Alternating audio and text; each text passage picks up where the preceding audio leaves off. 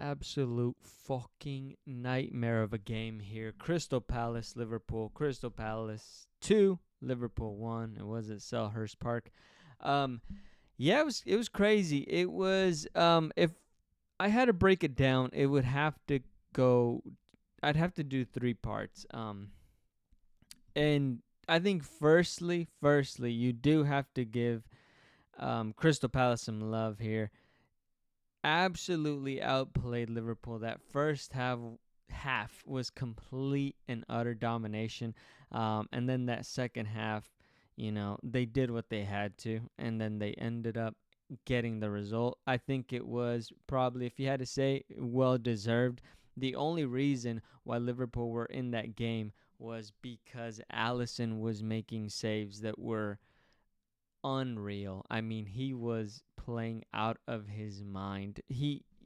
So again, I don't want to get into that right now, but Crystal Palace just hitting that counter. If they were just a little bit more lucky, a little bit more clinical in those finishes, Mateta had a fantastic game. He hits the post. Every time Crystal Palace had the ball, you thought that they were going to score, and it was just a nightmare. It was just a nightmare. And we are going to start with Liverpool here. But Liverpool, if I had to start anywhere, it would definitely be Konate. What a nightmare. What an absolute utter nightmare he's had. I know there's rumors of him getting his head turned by Real Madrid in that whole situation. Saliba recently signed a new contract, so now they're going to intensify their focuses on Konate seemingly. I don't know. But he's had not the best start to the campaign, and this was easily and by far the worst game he's ever had. But it wasn't normal bad. It was comically bad. It was like it isn't standing upright bad. Like just he looked like he'd never walked, much less run before. He was just getting stupid fouls, bad placement. When he was in the right place, he just wasn't taking it off, like clearing it correctly. It was in every absolute every way possible. It was a nightmare of a game. It was just the worst thing I've ever seen. I honestly, like, it looked, every time he touched the ball, it was getting away from him. Crystal Palace, obviously, and they probably should have done it way sooner, just started targeting him, and he just was not going to respond. It was absolutely terrible, like I said, in every way. He has a chance. He gave away what should have been at least 3 goals. His yellow card was silly and just absolute nightmare. But yeah, it was so bad. Again, I don't know if Arne Slot is tinkering with the positions a little bit too much, but again, what Konate's problem today, like, if you want to talk about formation, if you wanted to talk about anything, that was completely separate, because Konate was just dog shit out there. And again, I'm not going to be as harsh as, we probably should be. I think he can look in the mirror and say, that was dog shit. I played like shit. Again, maybe why, maybe whatever, but he played horrible. Every touch was a little bit too far. Every placement. He got, there was one where he just kind of fell to the ground, and he's claiming he got fouled. I fucking hate Chris Kavanaugh. That was not, rightly so. He's like, what the fuck? You're not even giving me something to work with. Get up, bro. Like, this is just sad. Like, it was horrid in every way possible. That goal that Crystal Palace had for the 2-1, it's one of those mistakes too that for the referee that because that should have been a goal kick.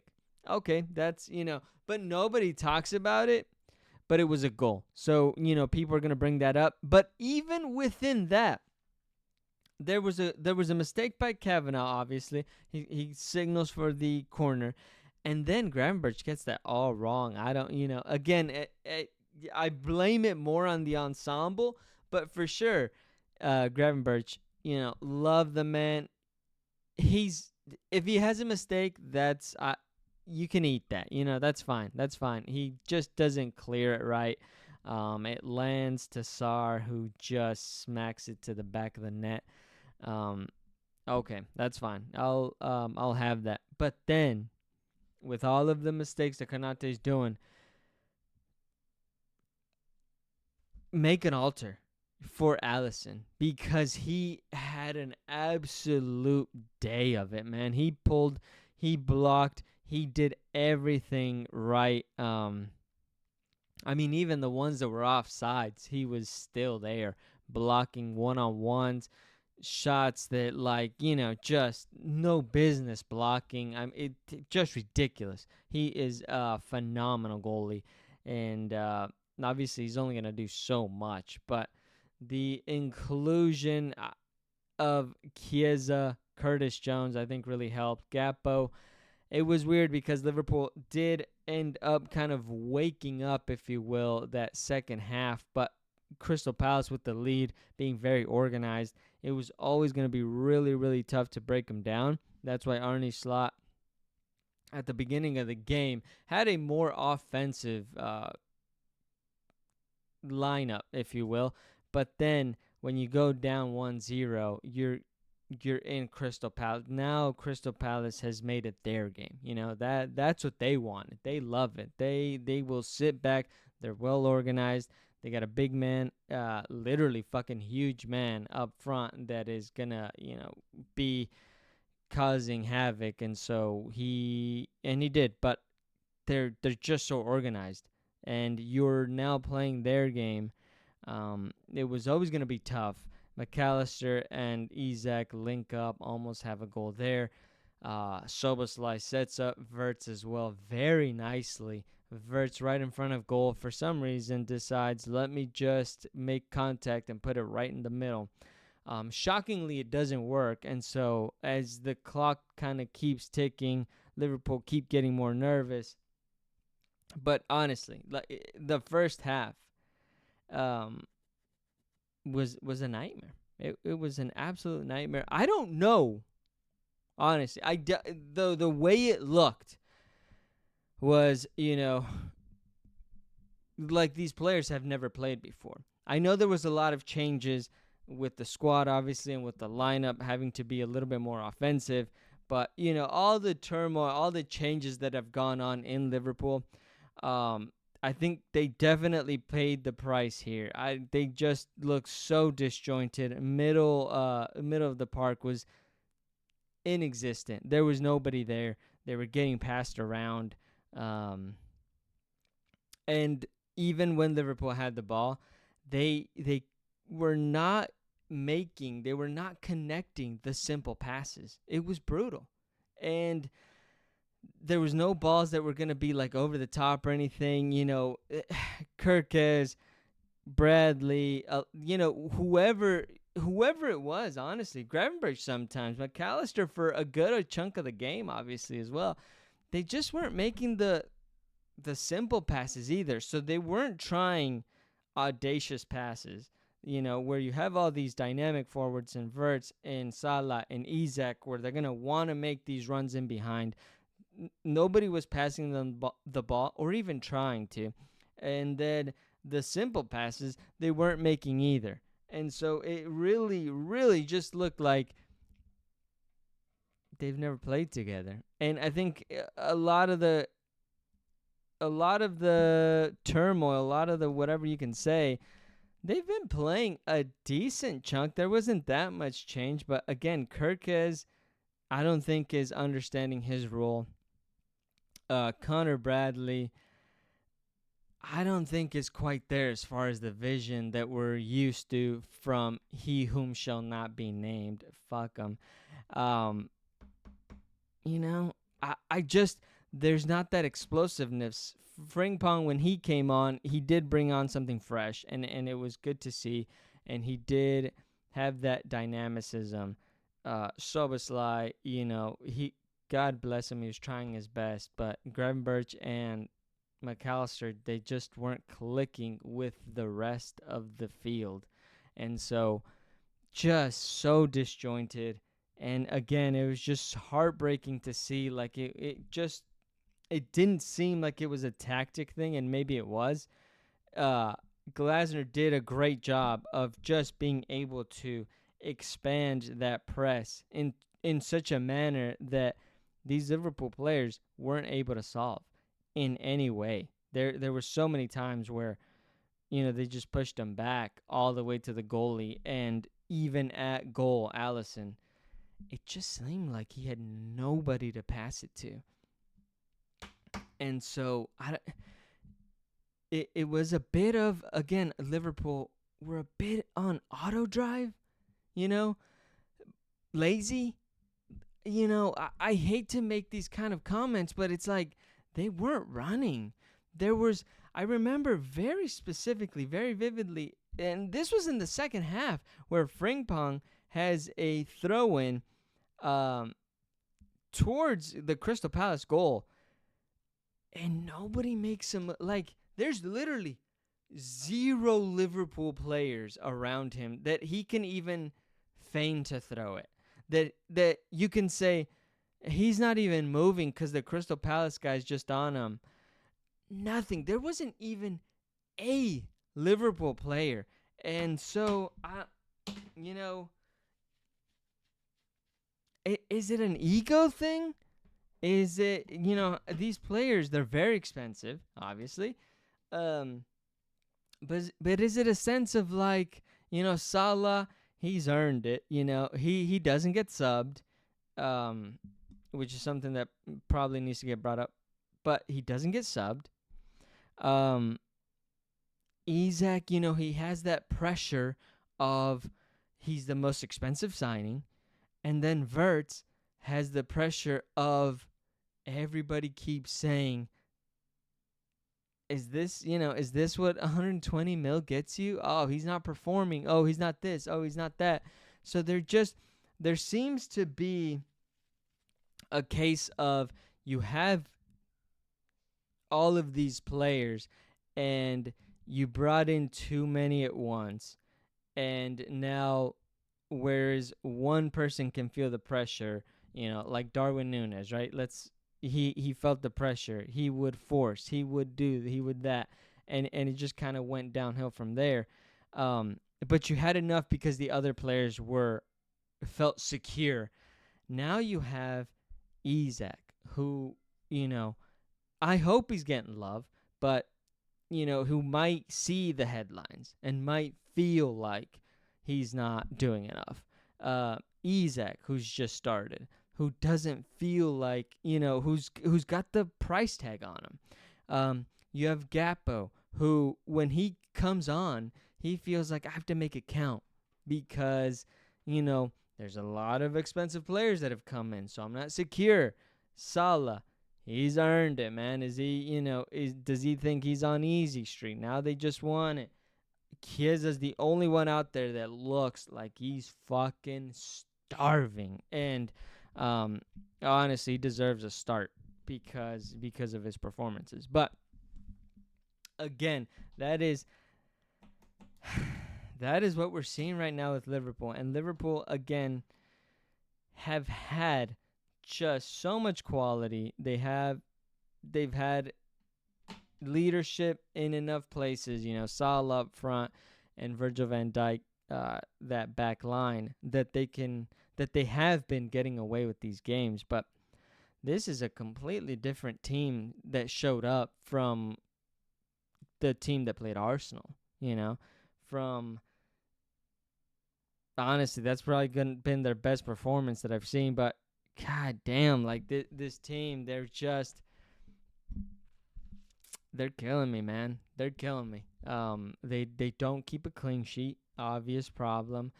They're in these games where they're leaving it so late, and they're not showing a sense of urgency. Um, so a lot to look at here for Liverpool. Um, Obviously, that Gahey transfer that didn't materialize in retrospect is looking like the one that they should have pushed through. I don't want to say instead of Ezek, but damn, they are porous at the back. They can't, you know, they can't keep a clean sheet. They have not looked solid defensively. Kirk has. I like him. I really like him. Um, but he's just so wily right now. He needs to settle down. Connor Bradley, I think, is just going to take more experience. Frimpong, I like what he's showing. And Konate, honestly, we can't continue the season with this shit about Real Madrid like we did with Trent Alexander-Arnold. Yeah, unfortunately. I think something just fell back there. So yeah, we can't just get, if his head's not in it, Konate, if his head's not in it, it might be time to make a change for him there as well. But yeah, absolutely fucking brutal showing here. Crystal Palace well deserved. Probably could have, would have scored more. They look fantastic. This result actually takes them second, as you can see there, second in the Premier League. So they are showing what they are made of. They look fantastic. Again, Glasner. There's a reason why the Manchester United fans are calling his name, if you will. And Crystal Palace look, they look a really solid side. They are. It's just so weird to say and see. They are so well organized, man. They really, really are, because they weren't. I hate teams that just sit back. I do. I fucking hate those teams. Crystal Palace, they make it look so good, because it's not like, oh, we're just going to sit back and not do nothing and pray that, all of your shots are off and you get frustrated. No, this is a team that presses really well, that counterattacks really well, and that every player knows the position that they're supposed to be in. There were so many instances where Liverpool were pressing them, and Crystal Palace were just so cool. We're just so calm. They knew that the spaces were going to be there, and they allowed the play to go on naturally and hit the spot. And that was something that obviously we didn't see that today from Liverpool. But they know, okay, Liverpool's pressing. They're trying to get their guys up, and they want to play up, and they feel like the ball will get up, and then that's when we'll go into work. No. So their space is back there. Crystal Palace hold, and they find him. Bing, bang, boom. They weren't panicked. They knew that their teammate was going to be where they're supposed to be. Kudos. That's kudos, kudos to Crystal Palace. They had a fantastic game. But let me know what you think. I know I've seen the start already. The fucking 007 Verts. I'm not even I don't even hate how he's been playing. I think Verts honestly has been fine. He's been underwhelming if you consider his price tag, which obviously it is what it is. I mean, the dude's young. If you want to prize him from a team, it's going to take that much. Allow him to play. I hope Arne Slot keeps backing him. And honestly, I hope he takes more free kicks, because Szoboszlai is good. Love you, Salah. You have no business taking those free kicks, buddy. It should be between Verts and Szoboszlai. And let Verts get one in there, man. Because he did it at Bayern Munich, and so I know he can do it. But yeah, let's see if Liverpool can recover. from this little misstep here, and figure it out, because I think Arnie Slot is gonna have a headache with obviously the Ekatike thing, but now this time, I mean, team looks shambles. He's gonna have to look back at the film and see what went wrong here. But yeah, let me know what you think of the game, and what the biggest issue for Liverpool is. How about that? We'll leave it there.